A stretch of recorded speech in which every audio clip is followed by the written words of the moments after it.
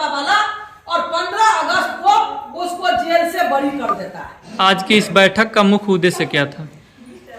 आज अखिल भारतीय जनवादी महिला समिति का सारण जिला का सम्मेलन हम लोग ईश्वापुर में कर रहे हैं, क्योंकि हमारे संगठन का प्रत्येक 3 साल पर सम्मेलन होता है। 15-16 अक्टूबर को गया में राज्य का सम्मेलन होना है, तो आज हम सम्मेलन करके प्रतिनिधि का चुनाव करेंगे। और इस सम्मेलन का मुख्य उद्देश्य है कि आज जिस तरह से महंगाई बढ़ रही है, 40 रुपये किलो आटा हो गया है, 1300 रुपया गैस सिलेंडर का दाम हो गया है, 200 रुपये किलो सरसों तेल का दाम हो गया है। इन मुद्दों को लेकर के हम लोग आगे आंदोलन करेंगे। जो गरीब महिलाएं हैं उनको राशन कार्ड नहीं है, इंदिरा आवास में भ्रष्टाचार के चलते उनको लाभ नहीं मिल रहा है, जो जीविका में दीदी काम कर रही हैं उनके साथ शोषण हो रहा है। इन मुद्दों को लेकर के हम आवाज उठाएंगे। अखिल भारतीय जनवादी महिला समिति का राष्ट्रीय उपाध्यक्ष रामपरी। ईश्वापुर में नहीं हो रहा है।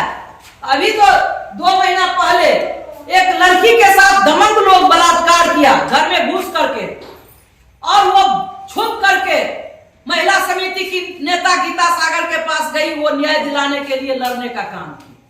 और एक घटना नहीं, इस तरह की रोज घटनाएं घट रही है।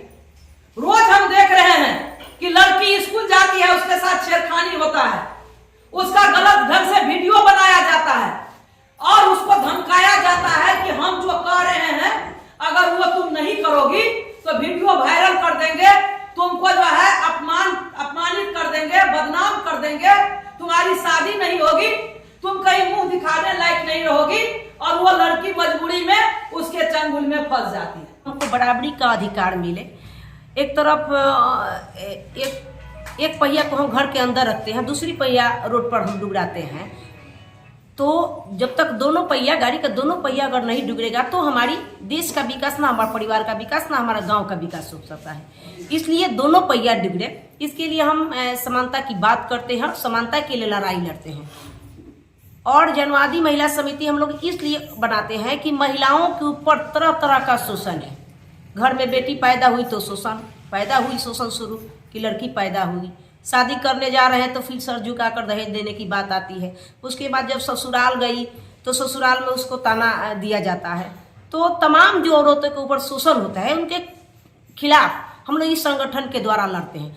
उसी तरह से जो लड़की, हमारी बहुत सारी बेटियां कॉलेज जा रही है, स्कूल जा रही है, मार्केट जा रही है, तो तरह तरह के व्यंगबाजी, उसके साथ छेड़खानी, बलात्कार, अपहरण, जितनी भी सारी घटनाएं घटती है, खास करके अभी मोदी जी के राज में जो अगर आंकड़ा देखा जाए, अभी जब 8 साल की सरकार में, तो कई गुना महिलाओं पर अत्याचार बढ़ा हुआ है, उसके साथ रेप हुआ है। तो ये तमाम सवालों के लेकर हम लोग संगठन के माध्यम से लड़ाई लड़ते हैं। दूसरी हमको कहना है कि एक लड़की के साथ अगर रेप हुआ तो उसका FIR, वो अगर करने जा रही है FIR, तो उसका थाना पर FIR नहीं हो रहा है। इसलिए नहीं हो रहा है कि ये जो सरकार है, जुमलेबाजी का जो सरकार है, हिटलरशाही जो सरकार चल रही है, ये उन्हीं लोगों के द्वारा, जो दबंग लोग हैं, उन्हीं लोगों के द्वारा रेप किया जाता है, छेड़खानी किया जाता है। तो वे लोग चाहते हैं कि हमारी FIR न हो। तो फिर वो सरकार को दमन के खिलाफ जब तक हमारी संगठन नहीं बनेगी, हमारी संगठन मजबूत नहीं होगी, तो उनके खिलाफ हम जा नहीं सकते हैं। तो अपनी सुरक्षा के लिए, महिलाओं को सुरक्षा के लिए, अधिकार के लिए, उसका मान सम्मान मिले, उसका भी बराबरी का हक मिले, जिसके लिए संगठन के द्वारा हम आंदोलन करते हैं। दूसरी बात हमको कहना है कि पंचायत चुनाव, अभी बिहार में हम लोग को क्या मिला, पंचायत चुनाव में 50% आरक्षण मिला। बहुत सारी महिला हमारे जनप्रतिनिधि बनी है, स्वागत है इस आरक्षण को। लेकिन जो हमको लोकसभा और विधानसभा में 50% नहीं, लेकिन हमको 33% आरक्षण मिलने चाहिए। और ये संगठन के द्वारा, पूरे भारत में ये संगठन के द्वारा हम लोग मांग करते हैं, आंदोलन कई बार भी किए हुए हैं कि हम लोग को विधानसभा, लोकसभा में भी 33% आरक्षण मिले और हमारी भी जो महिला है MP विधायक बने और महिलाओं के हित की बात करें।